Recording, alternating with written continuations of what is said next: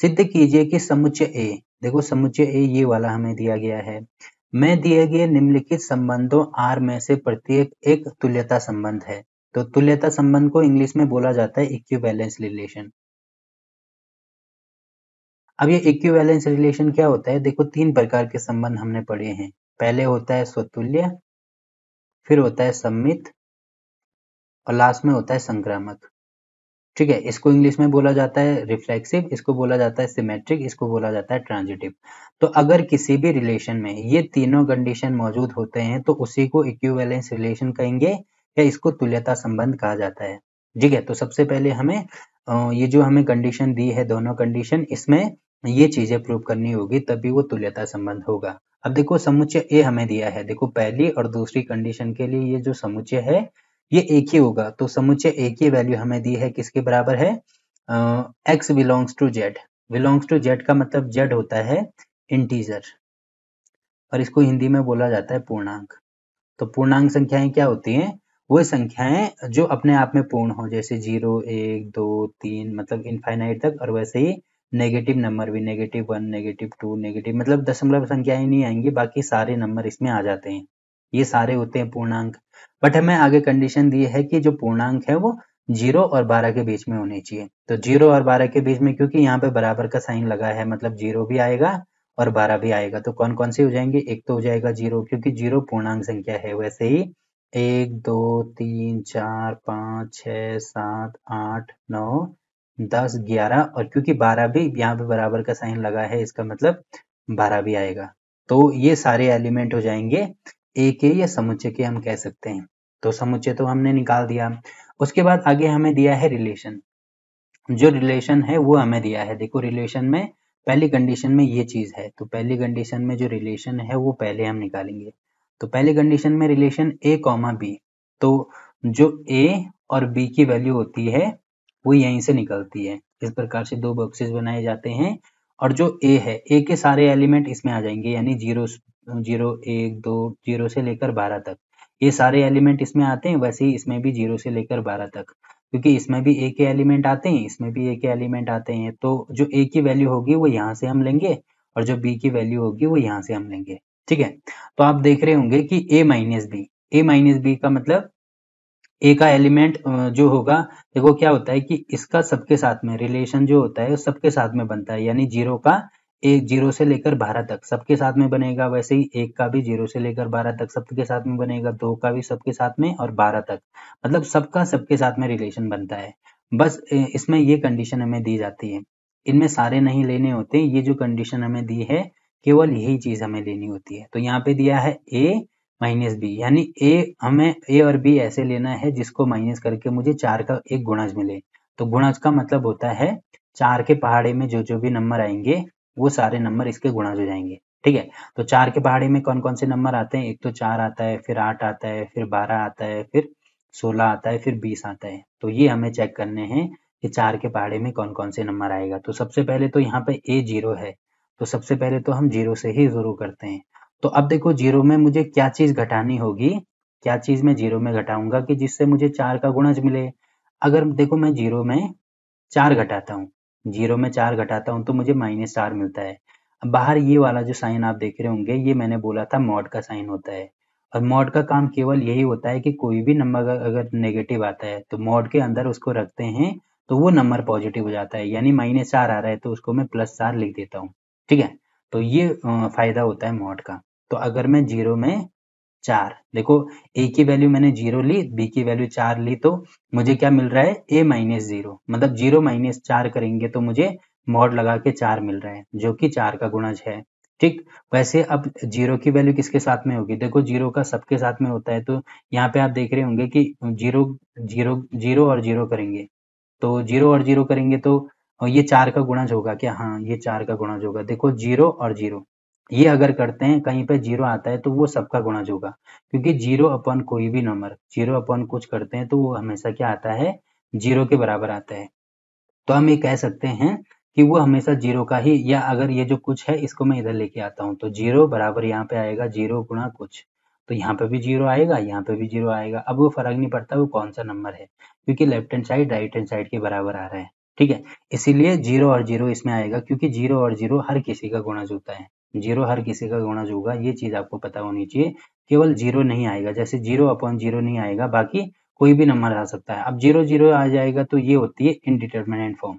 ठीक है, ये चीज़ आपको आगे पढ़ने को मिलेगी, अभी आपको केवल इसमें फोकस करना है। 0 0 भी गुणज होता है, तो एक तो 0 0 आ गया, एक 0 4 आ गया, एक आएगा 0 और 8, क्योंकि 0 और 8 बाकी जितने भी नंबर हैं, अब 0 और 0 कर दिया, 0 और 1 करेंगे तो इनको माइनस कर दो, तो -1 आ रहा है, जिसको मैं मॉड में लगा के प्लस कर सकता हूँ। तो एक तो 4 का गुणज नहीं होता है, वैसे 2 करेंगे, 3 करेंगे, फिर नहीं आएगा, अब 4 करेंगे, ये आ जाएगा, फिर 8 आ जाएगा, फिर 0 और कहाँ तक है, 12 तक, तो ये भी हो जाएगा। ठीक है, तो 0 के साथ में केवल ये 3 एलिमेंट ही हैं। अब 0 के बाद अगला नंबर आता है 1 का, तो 1 का किसके साथ में होगा, 1 का 5 के साथ में होगा, क्योंकि माइनस करेंगे तो 4 आएगा, फिर 1 का 9 के साथ में होगा, तो माइनस करेंगे 8 आएगा, फिर 1 का 13 के साथ में होगा, बट यहाँ पे 13 नहीं दिया है, मतलब 1 का इन्हीं के साथ में होगा। फिर 2 का करेंगे तो 2 का 6 के साथ में होगा। ठीक है, फिर 2 का 6 के बाद 10 के साथ में होगा। अब 2 का 14 के साथ में होना था, बट 14 तो इसमें मौजूद नहीं है, मतलब 2 का ये होगा। अब 3 का करेंगे तो 3 का किसके साथ में होगा, 3 का हो जाएगा 7 के साथ में, फिर 3 का हो जाएगा 11 के साथ में। ठीक है, अब 3 का भी हो गया, 4 का होगा किसके साथ में, एक तो 4 का होगा 0 के साथ में, ठीक, एक 4 का होगा 4 के साथ में, एक 4 का होगा किसके साथ में, 4 का होगा 8 के साथ में, और एक होगा 4 का 12 के साथ में। तो 4 के इतने सारे हो गए, आप इनको चेक करके देख सकते हैं, 4 के गुणा जाएंगे। ठीक, ये भी हो गया। अब फिर 5 का आएगा, तो 5 का होगा किसके साथ में, पहले 5 का होगा 1 के साथ में, क्योंकि 5 और 1 करेंगे तो मुझे कितना मिलेगा, वही चीज़ मुझे मिलने वाली है, मतलब 4 का गुणज मिलेगा। फिर 5 का होगा 5 के साथ में, ठीक है, फिर 5 का हो जाएगा 9 के साथ में, ठीक है, 5 और 9 फिर 4 मिल रहा है, फिर 5 का भी हो गया। अब 6 का किसके साथ में होगा, 6 का होगा 2 के साथ में, ठीक है, फिर 6 का होगा 6 का होगा किसके साथ में, 6 का होगा 10 के साथ में। फिर 7 का नंबर आएगा तो 7 का होगा 3 के साथ में, फिर 7 का किसके साथ में होगा, 11 के साथ में, फिर 7 के बाद 8 आता है। अब देखो एक चीज़ मैंने यहाँ पे मिस्टेक कर दी, देखो यहाँ पे 0 0 आ गया और साथ में 1 का 1 1 भी आएगा। 1 1 क्यों आएगा, क्योंकि 1 माइनस 1, 1 की वैल्यू 1, b की वैल्यू, तो ये मैं माइनस करता हूँ, तो यहाँ पे मुझे 0 मिलने वाला है, जो कि 4 का गुणज होगा, तो 1 1 भी आएगा, वैसे 2 2 का भी होगा, ठीक है, 2 2 भी होगा, वैसे ही 3 3 भी होगा, तो यहाँ पे मैं 3 3 लिख देता हूँ, वैसे ही 4 4 भी होगा, 5 5 भी होगा, 6 6 भी होगा। ठीक है, तो 6 10 हो गया और 6 6 भी होगा, तो 6 6 मैं कर देता हूँ, वैसे ही 7 7 भी होगा, तो यहाँ पे मैं लिख देता हूँ 7 और 7, इतना हो गया। फिर 8 का किसके साथ में होगा, 8 का हो जाएगा एक तो 0 के साथ में, फिर 8 का हो जाएगा 4 के साथ में, फिर 8 का हो जाएगा 8 के साथ में, फिर 8 का होगा 12 के साथ में, तो ये हो गया। फिर ऐसे ही आगे सॉल्व करेंगे तो देखो आप यहाँ पे देख रहे होंगे कि यहाँ पे तो बहुत सारे नंबर आने वाले हैं, इसका मतलब इसको मुझे केवल इसी मेथड से सॉल्व करना होगा। ठीक है, ये वाले मेथड से सॉल्व करना होगा, तभी मैं इसका आंसर निकाल सकता हूँ। देखो इतने सारे मैंने यहाँ पे बना दिए, फिर भी 8 हो गया, फिर 9 आएगा, 10 11 12, मतलब बहुत ज़्यादा आने वाले हैं।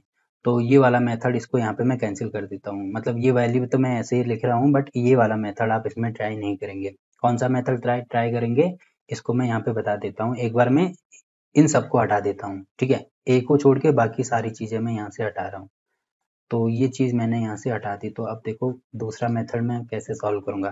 तो दूसरे मेथड में देखो स्वतुल्य में क्या होता है, सबसे पहले स्वतुल्य स्वतुल्य में ये होता है कि जो ए है, मतलब एक्स और वाई के एलिमेंट समान होने चाहिए, वो अगर रिलेशन में मौजूद है तभी मैं कह सकता हूँ कि वो क्या हो जाएगा, वो स्वतुल्य हो जाएगा।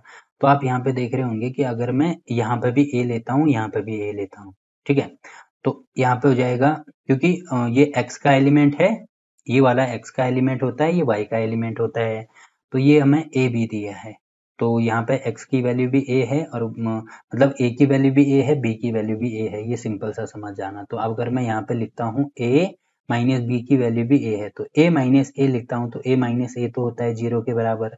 अब 0 जो होता है वो हर किसी का गुणज होता है, और यहाँ पे दिया है 4 का गुणज है, मतलब ये 4 का गुणज हो जाएगा। यहाँ पे लिख देंगे बिलोंग्स टू आर, क्योंकि रिलेशन में मौजूद है, क्योंकि यहाँ पे लिख देना 0 हर किसी का गुणज होता है। हर किसी का गुणज क्यों होता है, ये रीजन मैंने आपको यहाँ पे दे दिया। ठीक है, गुणज होता है। अब हर किसी का गुणज होगा, इसका मतलब बाकी यहाँ पे कोई भी नंबर आ जाए, चाहे मैं 1 1 लूँ, चाहे मैं 0 0 लूँ, चाहे मैं 2 2 लूँ, चाहे मैं 4 4 लूँ, तो माइनस करेंगे तो हर कंडीशन में 0 ही आने वाला है। अब हर कंडीशन में 0 आएगा तो 0 4 का गुणज है, इसीलिए मैं कह सकता हूँ कि ये स्वतुल्य तो होगा। तो पहले तो मैंने ये स्वतुल्य शो करके दिखा दिया। अब दूसरा मुझे सममित शो करके दिखाना है। तो सममित में क्या होता है, जैसे स्वतुल्य में एक एलिमेंट आया था, वैसे सममित में 2 एलिमेंट आते हैं। इसको मैं थोड़ा ऊपर कर देता हूँ। सममित में 2 एलिमेंट आते हैं, मान लीजिए ए और बी 2 एलिमेंट हैं।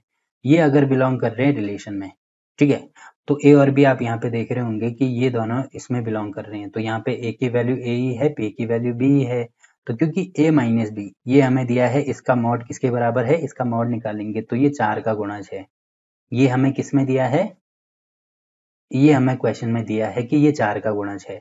अब क्या होता है कि अगर ए भी मौजूद है तो इसका उल्टा, यानी बी माइनस ए अगर मैं करता हूँ तो ये भी मौजूद होगा रिलेशन में, तभी मैं कह सकता हूँ कि वो सममित भी होगा। अब देखो, ए की जगह पे बी आ गया, बी की जगह पे ए आ गया। अगर मैं इसका उल्टा करता हूँ, यानी ए की जगह पे बी लेता हूँ, माइनस बी की जगह पे ए लेता हूँ, तो इसका मॉड में करूंगा तो ये भी हो जाएगा 4 का गुणज। अब ये 4 का गुणज क्यों होगा, इसका रीजन मैं आपको यहाँ पे दे देता हूँ। ठीक है, इसका रीजन ये हो गया कि जैसे ए की वैल्यू अगर मैं कुछ भी लेता हूँ, जैसे मैंने ऐसे ले लिया, ए की वैल्यू 4 ले ली और बी की वैल्यू मान लीजिए 8 ले ली। तो अगर मैं 4 माइनस 8 करता हूँ तो मुझे क्या मिलेगा, मुझे मिलेगा -4। अब आप यहाँ पे देख रहे होंगे कि मॉड लगा है, और मॉड का काम क्या होता है, कोई भी नेगेटिव नंबर अगर आता है तो उसको पॉजिटिव बनाना मॉड का काम होता है। तो -4 आ रहा है, इसका मतलब ये +4 हो जाएगा। तो यहाँ पे आप देख रहे होंगे +4 आ रहा है। अगर मैं इसी का उल्टा करता हूँ, यानी 8 को पहले लिखता हूँ, 4 को बाद में लिखता हूँ, तो 8 माइनस 4 मैंने कर दिया। तो इसमें से ये माइनस करेंगे, यहाँ पे डायरेक्ट 4 आ रहा है। अब इसको मॉड के अंदर रखो, तो क्योंकि पहले से ही पॉजिटिव है और मॉड का काम ही पॉजिटिव बनाना होता है, तो जो पहले से ही पॉजिटिव है उसको क्या पॉजिटिव बनाना, मतलब ये पॉजिटिव आ जाएगा। तो दोनों कंडीशन में आप देख रहे होंगे कि सेम ही आंसर मिल रहे हैं, जो कि 4 का गुणज है। अब देखो, यहाँ से सेम आंसर मिल रहा है और जो भी आंसर मिलेगा वो 4 का गुणज है, तो यहाँ पे से भी सेम आंसर मिलेगा जो कि 4 का गुणज होगा। तो ये चीज भी नहीं है, यानी यहाँ पे ये दोनों चीजें मैंने कर दी, ये चीज है तो ये चीज भी होगी। अब दोनों 4 के गुणज है, इसका मतलब ये सममित भी होगा। ठीक है, तो आई होप कि ये चीज भी आपको क्लियर हो गई होगी। तो ये चीज यहाँ पे कंप्लीट होती है। अब देखो अगला क्या दिया है, अगली चीज संक्रामक में 3 एलिमेंट लिए जाते हैं ए बी सी। अब इसमें पहले ए कॉमा बी लिया जाता है जो कि बिलोंग होता है आर में, और का मतलब होता है इसके साथ साथ बी और सी भी लिया जाता है जो कि बिलोंग होता है आर में। तो अब देखो, यहाँ पे ए की वैल्यू तो ए ही है, बी की वैल्यू बी है, तो ए माइनस बी 4 का गुणज है जो कि हमें यहाँ पे दिया है। तो ए माइनस बी का मॉड करेंगे, ये होगा 4 का गुणज। ठीक है, अब और अब देखो यहाँ पे ए और बी, तो ए की जगह पे बी आ गया तो यहाँ पे बी लिख दो, और जो बी है उसकी जगह पे सी आ गया, तो मतलब ये हो जाएगा बी माइनस सी। ये भी किसका गुणज होगा, ये भी 4 का गुणज होगा। ठीक है, क्योंकि अगर ये दोनों कंडीशन मौजूद होते हैं तभी हम तीसरी कंडीशन ए और सी अप्लाई करते हैं। ये अगर आर में मौजूद होगा तभी हम उसको संक्रामक कह सकते हैं। तो ये दोनों चीजें तो मौजूद हैं, पहले ये वाली चीज, दूसरी ये वाली चीज, मतलब mod of A minus B 4 का गुणज है, वैसे ही mod of B minus C 4 का गुणज है। अब मुझे ए माइनस सी चेक करना है, तो ए माइनस सी हम कैसे चेक करेंगे, देखो डायरेक्ट ऐसे तो नहीं चेक कर सकते हैं, तो मुझे ए माइनस सी यहाँ पे चेक करना होगा। यहाँ पे लिख देता है ए माइनस सी। देखो यहाँ तक तो किसी को कोई दिक्कत नहीं होगी क्योंकि ये मुझे चेक करना है। अब देखो, अगर मैं इसमें b जोड़ दूं और b घटा दूं तो क्या हो जाएगा, देखो अगर मैं यहाँ पे b को जोड़ रहा हूँ, ठीक है, और वैसे ही b को घटा रहा हूँ और माइनस सी है, देखो वही चीज मुझे वापस मिलेगी, क्योंकि अगर मैं इससे ये वाला, ये प्लस है ये माइनस है, इससे ये कैंसिल करता हूँ तो यही चीज मुझे वापस मिलेगी, कोई फर्क नहीं पड़ेगा। ठीक, तो ये चीज हो गई है। अब आप यहाँ पे देख रहे होंगे कि अगर मैं यहाँ पे लिखता हूँ, इन दोनों को पहले लिखता हूँ, ये मैंने आगे पीछे कर दिया, पहले मैं यहाँ पे माइनस लिखता हूँ, पहले उसके बाद प्लस लिखता हूँ, तो इससे भी कोई फर्क नहीं पड़ेगा। तो आप यहाँ पे देख रहे होंगे ए माइनस बी और बी माइनस सी मिल गया। ठीक, अब इसकी वैल्यू अगर मैं ये मॉड अलग अलग कर देता हूँ तो इसको ऐसे लिख सकता हूँ मैं, a minus b plus mod of B minus c, ऐसे लिखा जा सकता है। तो आप यहाँ पे देख रहे होंगे कि a माइनस बी, जो a माइनस बी है ये तो 4 का गुणज है, तो यहाँ पे आ जाएगा 4 का गुणज। प्लस बी माइनस सी, ये भी 4 का गुणज है तो यहाँ पे आ जाएगा 4 का गुणज। अब क्योंकि ये भी 4 का गुणज है प्लस 4 का गुणज, अब देखो 4 का कोई भी गुणज का मतलब 4 के पहाड़े में कोई भी नंबर आता है, जैसे 4, 8, 12, 16। अगर मैं इनमें से कोई भी 2 नंबर लेता हूँ तो इन दोनों को जोड़ता हूँ तो 8 और 4 कितना आएगा 12, ये भी 4 का गुणज होगा। वैसे ही इन दोनों को भी जोड़ता हूँ तो 12, 8, 20, 20 आता है जो कि 4 का गुणज होता है। मतलब ये दोनों को अगर मैं 4 का गुणज है, 4 का गुणज है, इनको अगर मैं जोड़ता भी हूँ तो ये भी क्या आता है 4 का गुणज ही आता है। तो आप देख रहे होंगे कि जो a माइनस सी है इसका मॉड भी क्या आ रहा है 4 का गुणज आ रहा है। अब ये भी 4 का गुणज आ रहा है, इसका मतलब देखो ये 4 का गुणज है, ये 4 का गुणज है। अब ये दोनों 4 के गुणज हैं तो ये भी 4 का गुणज है, इसका मतलब मैं कह सकता हूँ कि ये क्या हो जाएगा, ये संक्रामक भी हो जाएगा। तो मैंने ये यहाँ पे शो करके दिखा दिया कि ये सुतुल्य भी है, सममित भी है, संक्रामक भी है। अब ये तीनों चीजें हैं, इसका मतलब ये तुल्यता संबंध है। ठीक है, तो ये मैंने यहाँ पे शो करके दिखा दिया। अब देखो इसमें क्या है कि प्रत्येक दशा में एक से संबंधित अवयवों को ज्ञात कीजिए। अब मुझे ये चेक करना है कि एक से कौन कौन से अवयव संबंधित होंगे। तो एक से कौन कौन से होंगे, देखो मुझे ये चेक करने के लिए ये जो एक है इसको देखना पड़ेगा। तो एक यहाँ पे दिया है कि 4 का एक गुणज है। ठीक है, तो एक मतलब अगर मैं या तो ए की वैल्यू 1 ले सकता हूँ या तो बी की वैल्यू 1 ले सकता हूँ। तो किसी की वैल्यू भी ले लो, कोई फर्क नहीं पड़ेगा। जैसे अगर मैं ए की वैल्यू 1 लेता हूँ तो बी की वैल्यू मुझे ऐसी लेनी होगी जिससे कि मुझे 4 का गुणज मिले। अब बी की वैल्यू मैं कहाँ से कहाँ तक ले सकता हूँ, 0 से लेकर 12 तक कोई भी नंबर ले सकता हूँ। तो अगर मैं 0 लेता हूँ तो 1 माइनस 0, 1 माइनस 0 जो कि गुणज नहीं होता है, मतलब यहाँ पे क्या लेना होगा, यहाँ पे मुझे 5 लेना होगा। ठीक, एक तो मुझे 5 लेना होगा तभी 1 माइनस 5 करूंगा 4 का गुणज मिलेगा। तो एक नंबर तो आ रहा है इसमें 5 जो कि 1 से संबंधित है। दूसरा नंबर क्या आएगा, 1 के साथ में आएगा 5 के बाद आएगा 9, क्योंकि 1 माइनस 9 करेंगे तो 8 मिलेगा। ठीक है, दूसरा तो 9 आ गया।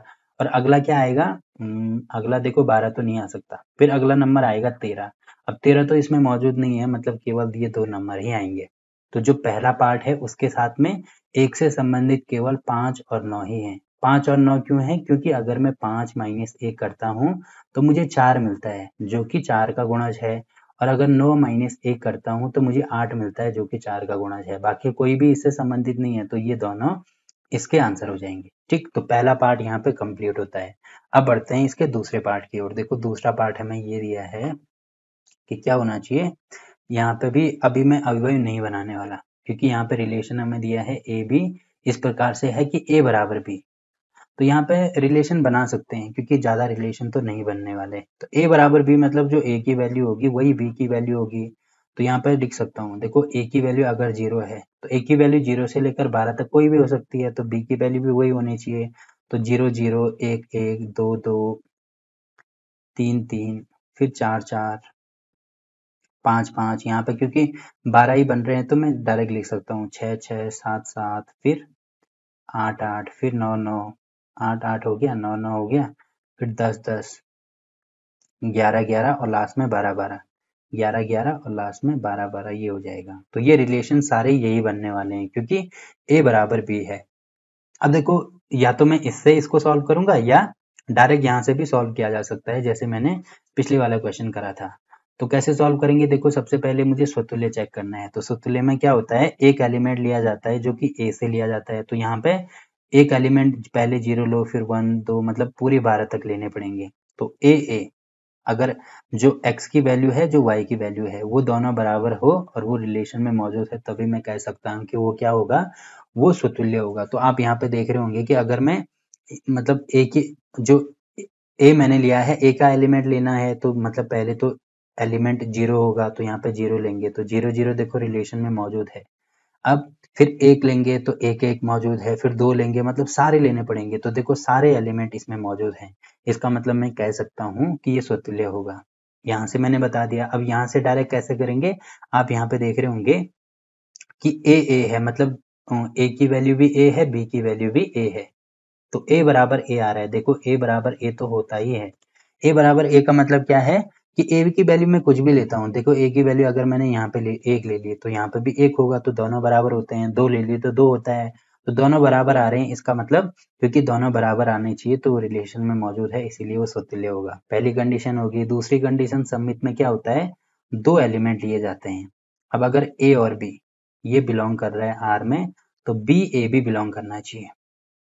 ठीक है, तो आप देख रहे होंगे कि यहाँ पे ए की वैल्यू तो ए ही है और बी की वैल्यू बी है। मतलब ए बराबर बी अगर है, तो क्योंकि ए बराबर बी यहाँ पे ऑलरेडी दिया है कि ए बराबर बी है, तो बी बराबर ए बी होना चाहिए।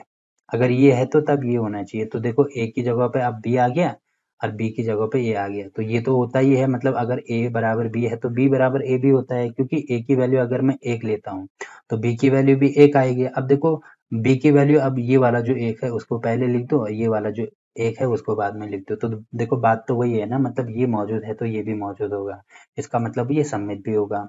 ठीक, दूसरी कंडीशन भी हमने सेटिस्फाई कर दी। या आप यहाँ से भी चेक कर सकते हैं।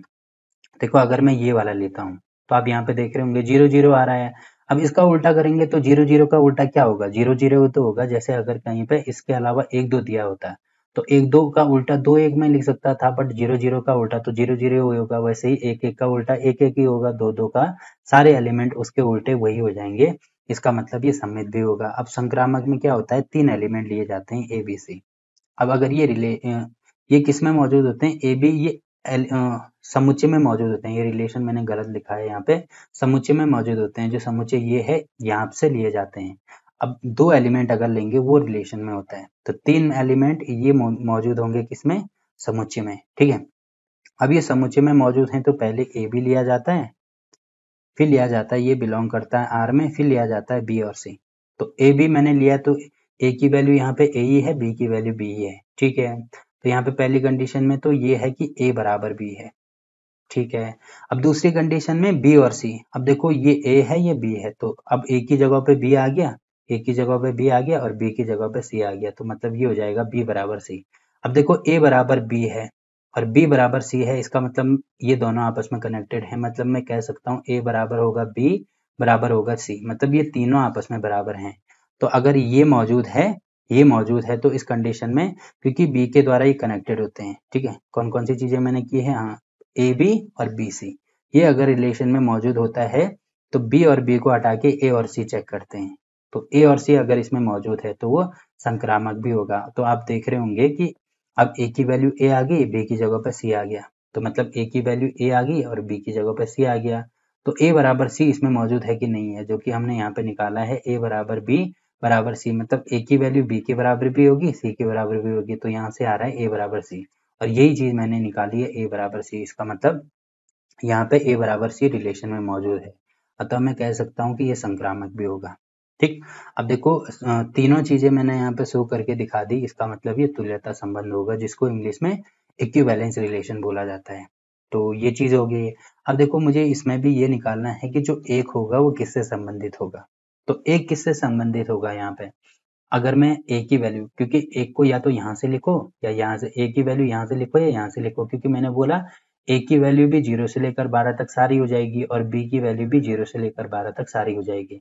तो अगर मैं ए में 1 लेता हूँ, तो क्योंकि दोनों आपस में बराबर हैं, इसका मतलब यहाँ पे भी क्या आएगा, बी की वैल्यू भी 1 ही आएगी, क्योंकि दोनों बराबर हैं। तो 1 बराबर 1 होगा तभी होगा ना, जब अगर मैं यहाँ पे ए की वैल्यू 1 लेता हूँ और बी की वैल्यू 2 लेता हूँ, तो देखो ये दोनों कभी बराबर हो सकते हैं क्या, कभी नहीं हो सकते। मतलब एक के अलावा कोई दूसरा अवयव आएगा ही नहीं।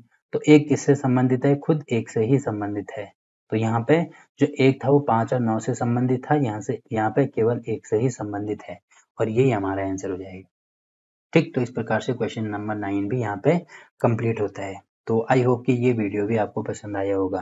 तो क्लास 12th के सभी चैप्टर की वीडियो आपको नीचे डिस्क्रिप्शन में मिल जाएगी, तो वहाँ पे जाके आप किसी भी चैप्टर की कोई सी भी वीडियो देख सकते हैं। तो वीडियो अच्छा लगा तो वीडियो को लाइक कीजिए, शेयर कीजिए अपने दोस्तों के साथ और चैनल को सब्सक्राइब करना ना भूलें। तो मिलते हैं आपसे एक और नई वीडियो में, तब तक के लिए बाय बाय।